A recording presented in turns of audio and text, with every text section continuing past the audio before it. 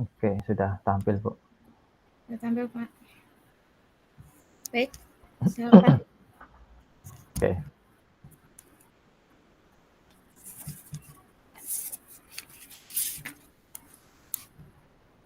Assalamualaikum, Ibu Rima.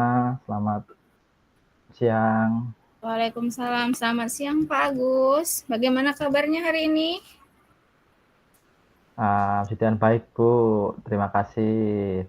Bagaimana dengan kabar Ibu Rima? Sehat? Iya, sehat. Alhamdulillah, Pak. Kira-kira apa ini yang bisa saya bantu? Nah, begini Ibu Rima.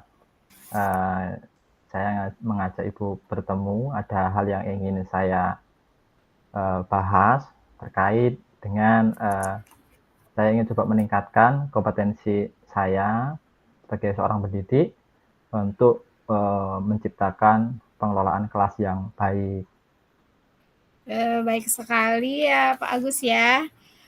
Jadi apa tujuan Pak Agus untuk meningkatkan kompetensi tersebut? Nah, saya ingin menciptakan kelas itu kondusif, Bu. Jadi saya berharap bisa menciptakan kelas yang kondusif dan tentunya menyenangkan, nggak hanya tertib saja anak ngikut, tapi mencoba ingin menciptakan kelas itu menyenangkan untuk proses pembelajaran. Baik, jadi Pak Agus ingin menciptakan kelas yang kondusif dan menyenangkan bagi siswa-siswa Bapak ya, Pak ya. Ya, Bu Rima.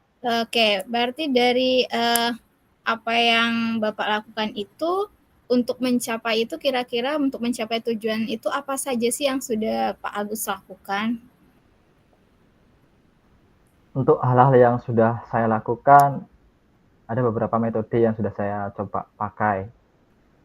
Tapi yang saya rasakan sampai saat ini, rasanya metode itu belum secara efektif menghasilkan atau memunculkan situasi belajar yang kelas itu kondusif dan menyenangkan.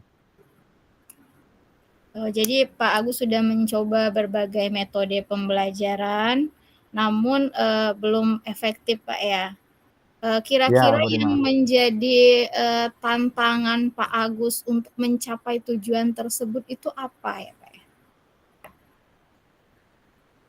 Nah, metode yang sudah saya pakai ketika itu salah satunya saya coba sudah menggunakan satu, saya sudah menegur nih anaknya, saya sudah coba tegur anaknya, saya panggil, saya ajak ngobrol, kenapa kok ketika di dalam proses pembelajaran, kok anak ini menjadi salah satu siswa yang menciptakan suasana kelas itu menjadi kurang kondusif dengan ngobrol dengan temannya, kadang kurang fokus saat pembelajaran. Saya ajak bicara, saya panggil anaknya, saya ajak bicara. Terus kemudian masih terjadi hal demikian. Lalu saya coba metode yang lain, saya coba arahkan tempat duduk siswa tersebut. Ternyata beberapa hal masih terjadi juga. Jadi kondisinya ya kalau anak-anak tertentu termasuk anak yang saya panggil di awal itu juga masih terlihat menciptakan suasana kelas itu menjadi kurang kondusif dengan sibuk ngobrol dengan teman-temannya. Akhirnya kelas itu kelihatan apa namanya ya, kurang kondusif. Jadi pembelajaran itu kadang terhambat gitu. Oke. Kira-kira apa lagi yang menjadi tantangannya atau kesulitannya Pak? Yang tantangannya yang saya alami sepertinya anak ini kurang fokus ketika saya menjelaskan di kelas. Jadi ketika di dalam kelas itu saya amati loh kok anak ini lebih suka nih ngobrol dengan temannya bukan untuk memperhatikan guru. Nah, sebetulnya saya temukan tantangannya adalah menciptakan fokus ke anak itu tuh seperti apa sih? Saya kira supaya dia lebih fokus sehingga dia bisa mengikuti pembelajaran itu dengan baik gitu loh, Bu. Oh ya baik. Berarti yang Bapak sudah untuk mencoba untuk berbagai metode yang sudah Bapak lakukan tadi seperti memanggil anak ya Pak ya. tempat Ya. duduk, untuk melatih fokus anak itu. Kira-kira apalagi sih yang dibutuhkan untuk mencapai tujuan tersebut? Dari pengalaman saya mencoba menerapkan beberapa metode yang saya pakai, saya merasakan saya benar-benar membutuhkan strategi, ya, strategi yang benar-benar mungkin benar-benar cocok ya untuk anak tersebut, sehingga saya bisa mengendalikan. Bahkan akhirnya saya bisa meningkatkan fokus anak tersebut dalam proses pembelajaran, sehingga nantinya anak tersebut yang sebelumnya sering menciptakan kondisi kelas kurang kondusif, akhirnya dia bisa menjadi salah satu siswa yang memberikan pengaruh besar untuk kondusifnya suatu kelas yang saya dampingi. Harapannya itu, Bu. Berarti yang Bapak butuhkan itu tuh strategi untuk mengendalikan atau meningkatkan fokus anak ya Pak ya? Iya, betul. Baik, pertama-tama kita itu perlu memahami penyebab siswa-siswa itu tidak fokus dalam pembelajaran itu. Kira-kira apa Pak ya yang menyebabkan hal tersebut menurut Bapak? Sepertinya ini, Bu. Jadi anak itu kurang suka dengan mungkin kurang cocok ya dengan metode yang saya pakai ya. Jadi mungkin anak itu tipenya pengen pengen bebas mencari tempat duduk, lalu kemudian saya pilihkan. Akhirnya kayaknya kurang cocok bagi anak tersebut. Sehingga akhirnya ketika saya pilihkan, dia nggak merasa bosan juga. Atau juga dia juga merasa bosan mungkin dengan cara saya mengajar mungkin ya, Bu ya. Nah, karena kan saya belum secara detail menanyakan tentang apakah cara saya mengajar kurang tepat itu, tapi saya amati dari sikap anak tersebut, salah satunya yang menjadi ini adalah anak tersebut kayaknya mungkin bosan dengan metode yang saya pakai gitu, Bu. Selain metode mungkin apalagi ya Pak ya kira-kira?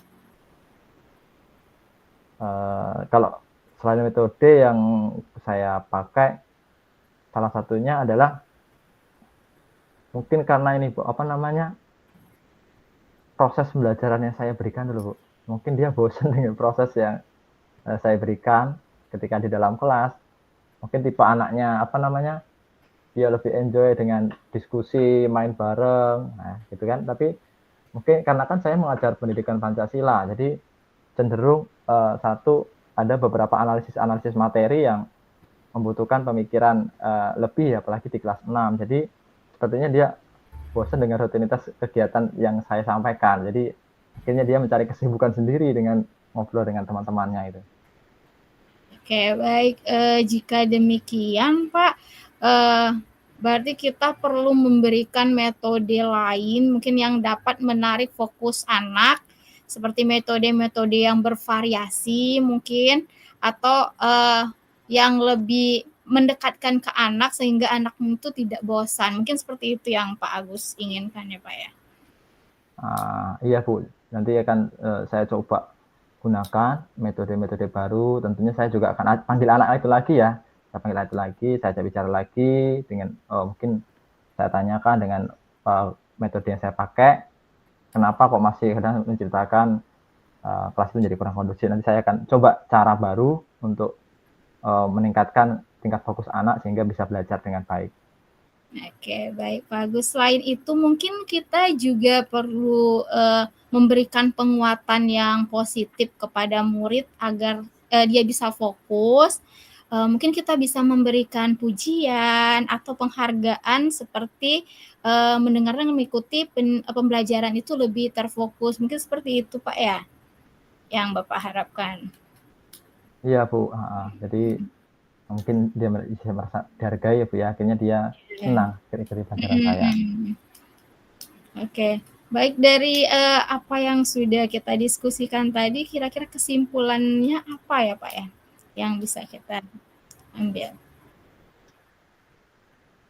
Nah, dari yang kita diskusikan tadi, sepertinya saya harus menemukan strategi yang tepat. Salah satunya mungkin membuat proses pembelajaran itu lebih menarik sehingga bisa meningkatkan daya tarik anak pada proses pembelajaran yang saya sampaikan, sehingga akhirnya dia nggak bosen dengan apa yang saya sampaikan, tetapi dia bisa mengikuti proses pembelajaran itu dengan baik. Oke, baik.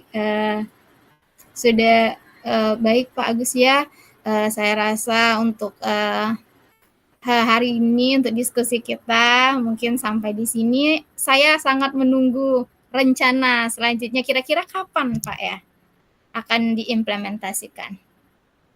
Nah, saya nanti akan coba terapkan di pembelajaran saya nanti di pendidikan Pancasila berikutnya, Bu. Saya ketika itu saya akan coba. Tapi sebelumnya saya akan panggil dulu anaknya. Jadi saya diskusikan dulu. Nanti ketika pelajaran pendidikan Pancasila, saya akan coba gunakan strategi baru. Jadi langsung ketika nanti materi pendidikan, saya akan coba terapkan strategi yang baru. Dalam minggu ini, Bu. Oke, baik Pak. Saya sangat menunggu hasilnya dari implementasi yang akan Pak Agus lakukan. Semoga dapat mencapai tujuan yang diharapkan Pak ya. Amin. Terima kasih, Bu. Saya akan Oke, terima mencobanya kasih. dengan baik. Iya, sama-sama Pak. Selamat siang Pak Agus. Selamat siang, Bu Rima. Terima kasih, Bu, atas waktunya.